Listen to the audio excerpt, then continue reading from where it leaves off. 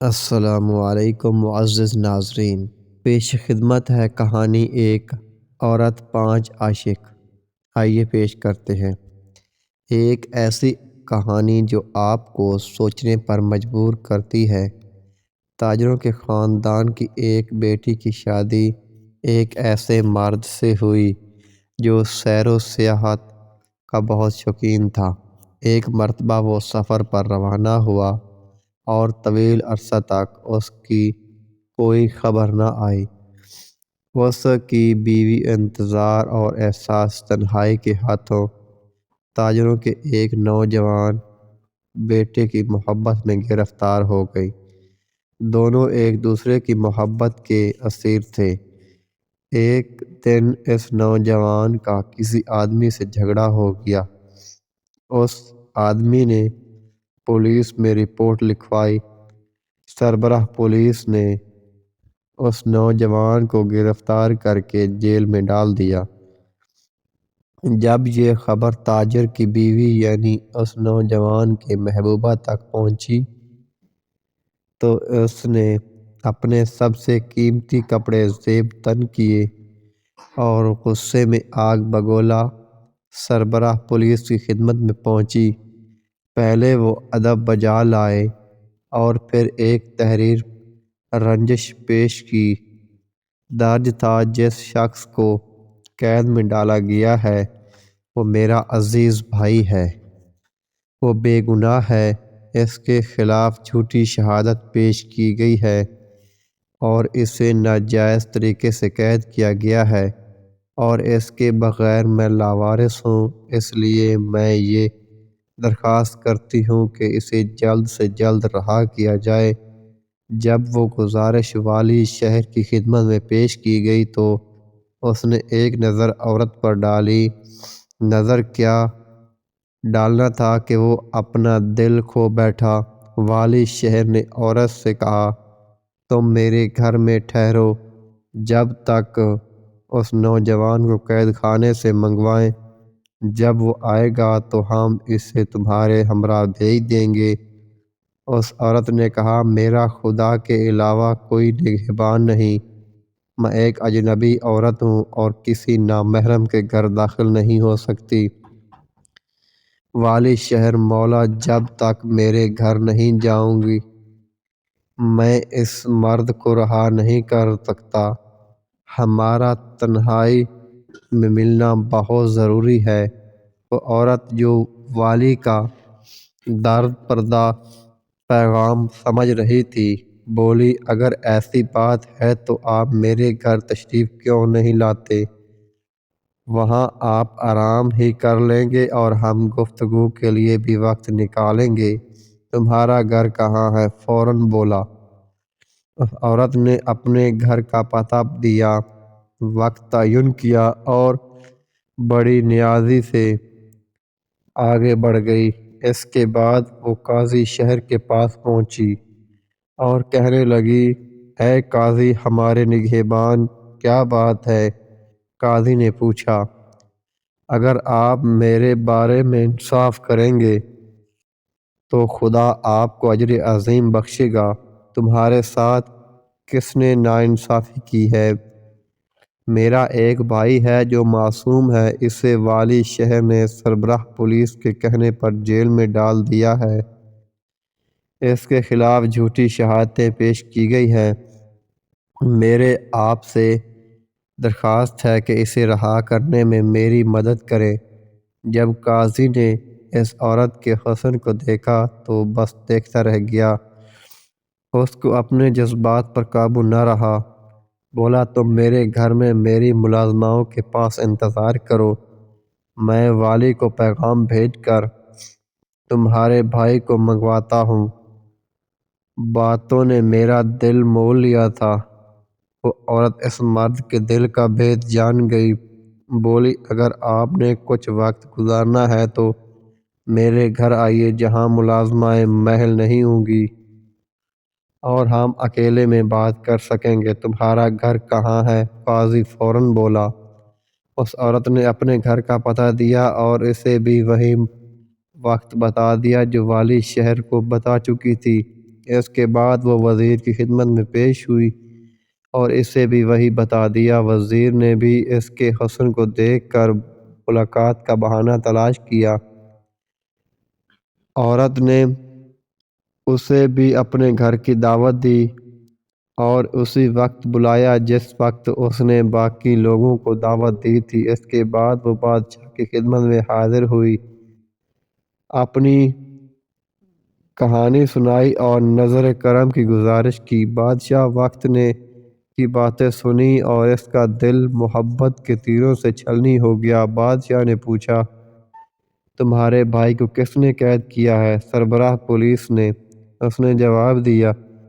بادشاہ نے یہ مشورہ دیا کہ وہ اس کے ساتھ محل میں چلے، کچھ دیر آرام کرے تاکہ وہ قاضی کو پیغام بھجوا کر اس کے بھائی کو رہا کروا سکے۔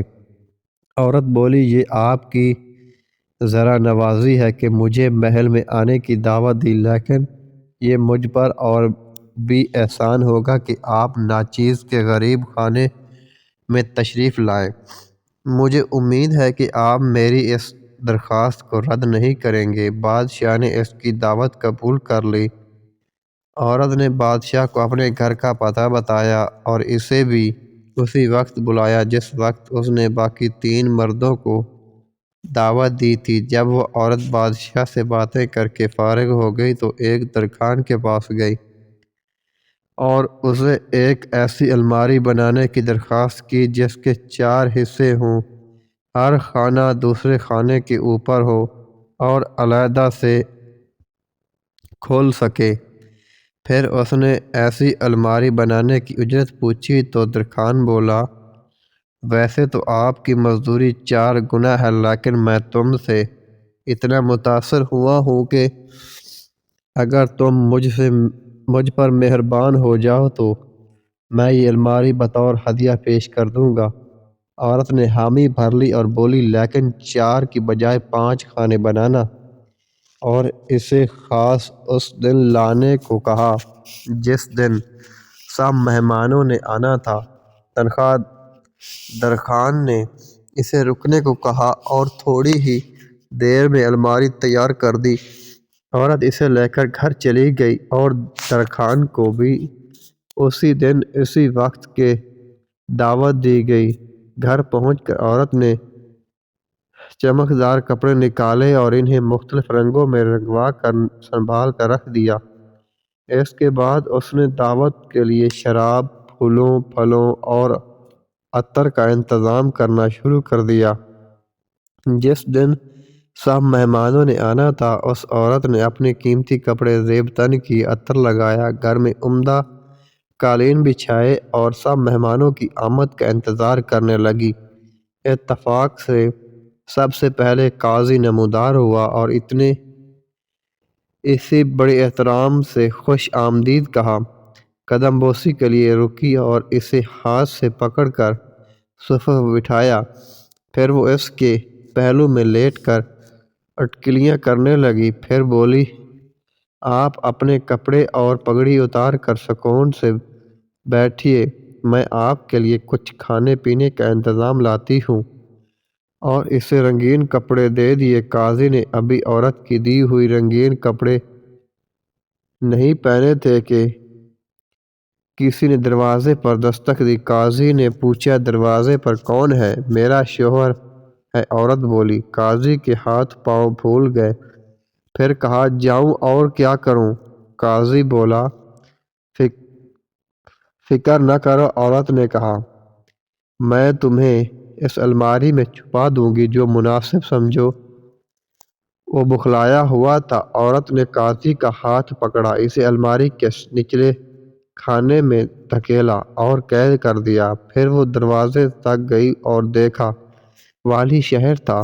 وہ قدم بوسی کے لیے جھکی اور اسے بڑے احترام سے اندر لے آئی۔ پھر اس کے قریب بیٹھ کر بولی، حضور والا، اسے اپنا ہی گھر سمجھیے اور بڑے سکون سے سارا دن یہاں پر گزارے۔ یہ میں آپ کی خدمت کے لیے حاضر ہوں۔ میں آپ کو یہ رنگ کے کپڑے دے دوں تاکہ آپ آرام کر سکیں۔ یہ لباس شب خوابی ہے۔ کپڑے تبدیل کرنے کے بعد وہ زار و نیاز میں مصروف ہو گئے۔ جب والی نے قربتوں کی لو بڑھانا چاہی تو عورت بولی، اگر آپ میرے بھائی کی رہائی کے احکامات مجھے لے کر دے دیں تو میرے دل کو سکون ہو اور میں آپ کی صحبت سے زیادہ محظوظ ہو سکوں۔ والی نے قلم اٹھایا اور جلدی سے افسر کے نام پیغام لکھا۔ جو ہی یہ پیغام آپ تک پہنچے، آپ اس شخص کو رہا کر دیا جائے جس کو یہ لینے آئی ہے۔ اور اتنے وہ روکا سنبھال کر رکھ لیا اور اس کے آغوش میں دوبارہ سمٹائی۔ ابھی اپنی تشنگیوں کے بارے میں سوچ رہا تھا کہ کسی نے دروازے پر دستک دی۔ اس نے پوچھا، یہ کون ہے؟ اور بولی، میرا شوہر ہے۔ کیا کروں؟ اس نے بوکھلا کر پوچھا۔ آپ اس الماری میں چھپ جائیں، میں اس سے نپٹ کر لوٹتی ہوں۔ اس نے والی کو الماری کے دوسرے خانے میں بند کر دیا اور دروازے کھولنے لگی۔ دروازے پر وزیر تھا۔ وہ اس پیار سے اندر لائی اور اس کی تعریفیں کی، اس کے بھی کپڑے بدلوائے۔ ابھی ہم آغوش کو نہیں پائے تھے کہ کسی نے پھر سے دستک دی۔ وزیر گھبرا گیا۔ اس نے بھی الماری کے تیسرے خانے میں وزیر کو بند کر دیا اور دروازہ کھولنے چلی گئی۔ اس دفعہ بادشاہ سلامت ہے۔ وہ بادشاہ کے قدم بوسی کے لیے جھکی اور اس کا ہاتھ پکڑ کر اس کو اندر لے آئی۔ اس نے بادشاہ کو خصوصی جگہ پر بٹھایا اور بولنے لگی، میرے کتنے خوش قسمت ہیں کہ آپ نے میری کٹیا کی رونق بخشی۔ آپ سکون سے کچھ وقت گزاریں۔ میں نے ہلکے پھلکے کپڑے بنوائے ہیں، انہیں پہن کر دیکھیے۔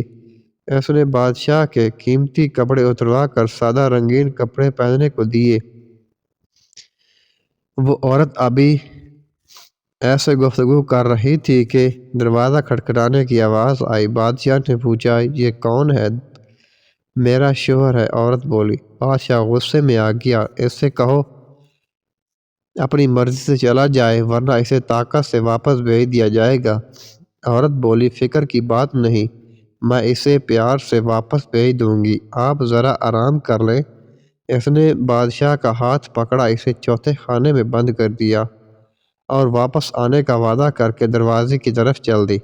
دروازہ کھولا اور ترکھان کھڑا تھا۔ اس نے جھک کر عورت کو سلام کیا۔ عورت نے قدر ناراضگی سے کہا، تم نے الماری ٹھیک نہیں بنائی، اس میں کیا خرابی ہے؟ ترکھان نے معذرت کے انداز میں پوچھا، اس کا 5واں خانہ چھوٹا ہے، تم خود گھس کر دیکھ لو۔ اس کے معائنے کے لیے اندر داخل ہوا تو عورت نے اس خانے کو بھی بند کر دیا۔ وہ خط لے کر سیدھی چلی گئی، پیغام دیا اور اپنے عاشق کو رہا کرا کے لے آئی۔ اس عورت نے اپنے عاشق کو ساری کہانی سنائی۔ وہ بولا، اب ہمیں کیا کرنا چاہیے؟ وہ بولے، اس واقعے کے بعد ہم اس شہر میں نہیں ٹھہر سکتے۔ چنانچہ اپنا سامان اونٹوں پر لاد کر وہ دوسرے شہر روانہ ہو گئے۔ وہ 5 مرد جو الماری کے 5 خانوں میں قید تھے، ایک عجیب عذاب سے گزر رہے تھے۔ نہ کھانے کو کچھ اور نہ پینے کو کچھ۔ پیشاب کو روکنے کا کرب ان پر الگ آخر ہو چکا تھا۔ درخان کا صبر کا پیمانہ لبریز ہو گیا اور اس کا پیشاب عطا ہو گیا۔ اس کے بعد سلسلہ جاری ہو گیا۔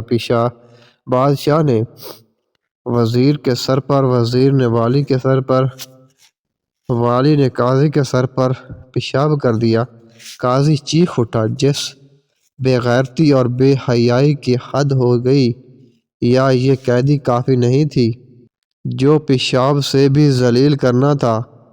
والی نے اس کی آواز پہچانتے ہوئے کہا، خدا تمہارا اجر زیادہ کرے گا۔ اس کے بعد والی نے شکایت کی تو وزیر